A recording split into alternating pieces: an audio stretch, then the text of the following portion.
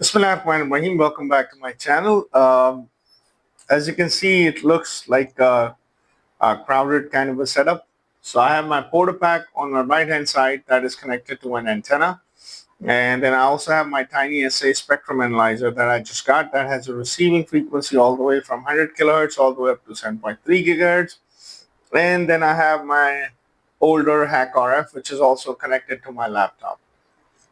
So my laptop is running a GQRX software, and we're going to use a tool that is available in our Mayhem Portapack H4M, a Portapack that has a function called signal generator that is available on this main screen.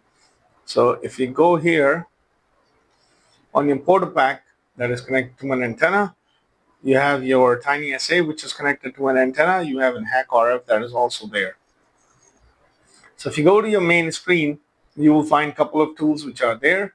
I'm going to walk you through. You have a transmit, you have a receive, transceiver, capture, recon, replay, looking glass, and things like that. These are the different tools which are available to you.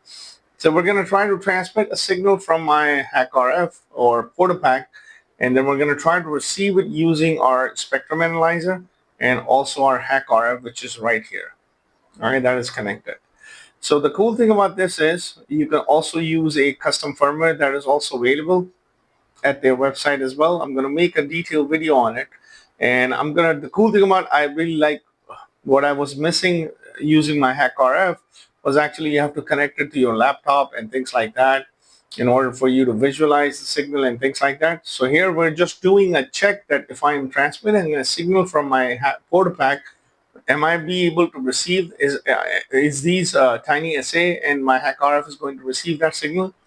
Because this is the second video that I'm making regarding this. So this is a complete setup. You have your HackRF, which is right here. Let me walk you through. TinySA, which is a spectrum analyzer that is acting as a receiver, SDR receiver, and you have your Portapack. So simply go to transmit. Go to a transmit option, and you have multiple options that are here. The first option is, since I don't have a SD card in it, I can use a newer firmware. I'll do that in future. I'll make a video on it. Then you have your APRS transmitter, you have BST-XY, you have BLE, which is Bluetooth or on-off keying. There are several options on-off keying. You have POXAG, you have RDS, Soundbread, Touchtone, and then you have signal generator. Let me just walk you through with some of the options which are available in signal generator, which we're going to use to transmit a signal from our Portapack. So you have multiple options like these. Here you can select your frequency. At the bottom, if you guys can see this, is 433 megahertz. You can choose this frequency to be anything you want, from 10 megahertz all the way up to 6 gigahertz. Same thing, in order for us to receive this, I can choose this to be from 10 megahertz all the way up 100 kilohertz all the way up to 7.3 gigahertz on my TinySA. And my HackRF, which is connected as a receiver, I can also select this frequency from 10 megahertz all the way up to 6 gigahertz, and I'm using GQRX to monitor the signal. So the first thing that I'll do, I'll just try to transmit a continuous wave signal at 433 megahertz. So let me just simply go in here and change this frequency to 433 megahertz.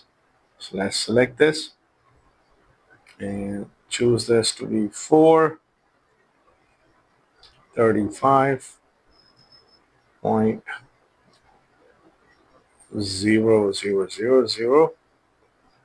So I've chosen a frequency to transmit at 435 megahertz, and I'm going to go here on my spectrum analyzer right here, and I'm going to change this frequency. So right now, as you can see, you're visualizing all the way from 0 hertz all the way up to 900 megahertz. So I can simply go to frequency. I will select my start frequency to be somewhere around 400 megahertz. All right, and I'm going to choose my stop frequency to be somewhere around 470 megahertz. So I can have a clear picture. I have a 70 megahertz of span. I can even lower it down as well to, let's say, I choose the stop frequency to be somewhere around 450 megahertz. So I can see a clearer picture. So this is all set to go. And So now I'm going to go ahead and change the frequency on my laptop as well to 435 megahertz. So 435 megahertz. So at 435 megahertz, you guys can see the spectrum here as well. So once I have chosen this, I'm going to simply go onto my Portapack and I'm going to hit start. And then once I start this, you will suddenly see a spike here. You will suddenly see the spike on the monitor as well. So this is continuous wave, no modulation that is done. So 435 megahertz, you have a peak here. You can also see this. Let me turn this off and this peak will disappear. So it's transmitting perfectly fine. Now there are a couple more options that you can also use. So if you go to modulation and then you have an FM option, as you guys can see this, and then you can choose the shape of your sinusoidal wave as well. So you can go to sawtooth, you can go to triangle, you can saw up, saw down, square wave, and pseudo noise. And you can also choose your modulating frequency as well. So right here you can go up to, this is right now 1000 kilohertz or 1 kilohertz. And you can go up to, how much? You can go up to 99,000 hertz or 99 kilohertz. You can also go up to 99 kilohertz as well. So I'm going to choose this to be 9 kilohertz. So I can also show you. So these are some of the options. Let's just change this to sinusoidal wave by using that cartwheel that was actually available in your iPod. Then you can also do BPSK, binary phase shift keying. Then you can also do QPSK here. You can also do double sideband full carrier, which is your amplitude modulation. Then you can do amplitude modulation with 100% depth, where you can also choose the different type of waves all the way up to pseudo noise. And then you have modulation depth of 50%. And then you have pulse, continuous wave pulse, 25% duty cycle, and so on. So let's try double sideband, all right, with a 9,000 or 9 kilohertz of tone at 435 megahertz, and let's see what it appears to be.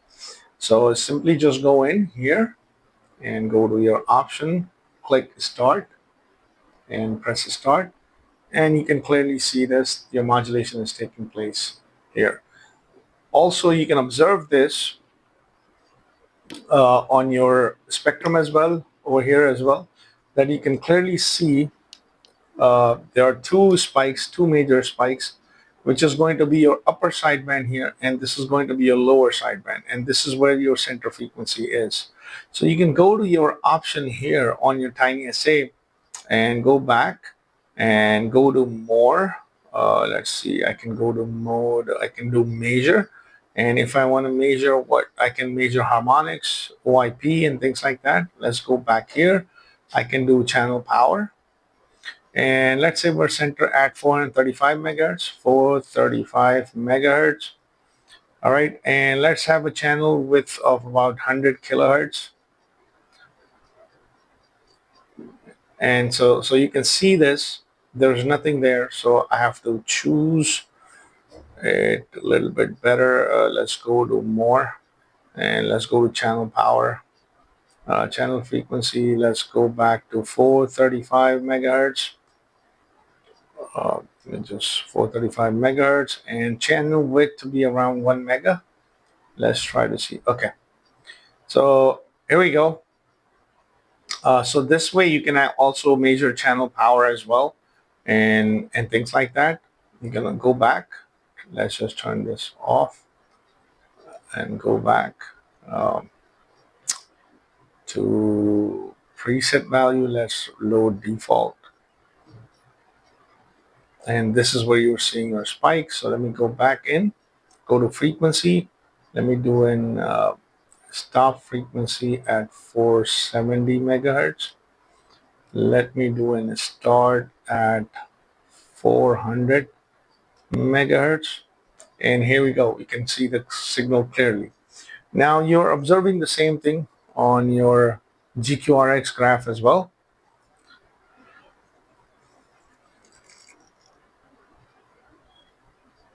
All right, next up is, let's just keep both of these guys together and let's try to stop this. Let me just move this up and down.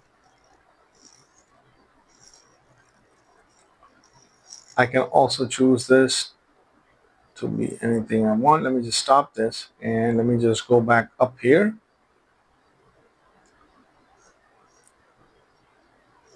And let me choose this frequency to be something else. Let me choose this to be around BPSK. Let's try to transmit a BPSK signal. Here we go. So this looks like a BPSK signal. Let me just simply go up and change this to QPSK. I can change this to DSB square wave, or I can change this to pseudo random noise. And if you guys can see this clearly, square wave pseudo noise. I can go back in. I can do this. I can do pulse. I can do FM. So these are a couple of things that you can use your Portapack to actually see the transmission of your signal. You can amplify your signal and things like that. That's why I wanted to have this combination where I have something in portable. I have some portability using a Portapack and using my TinySA. So I hope you find this video to be helpful. If you guys have any questions, just leave it in the comment section, and please don't forget to like and subscribe to my channel, and thanks for watching.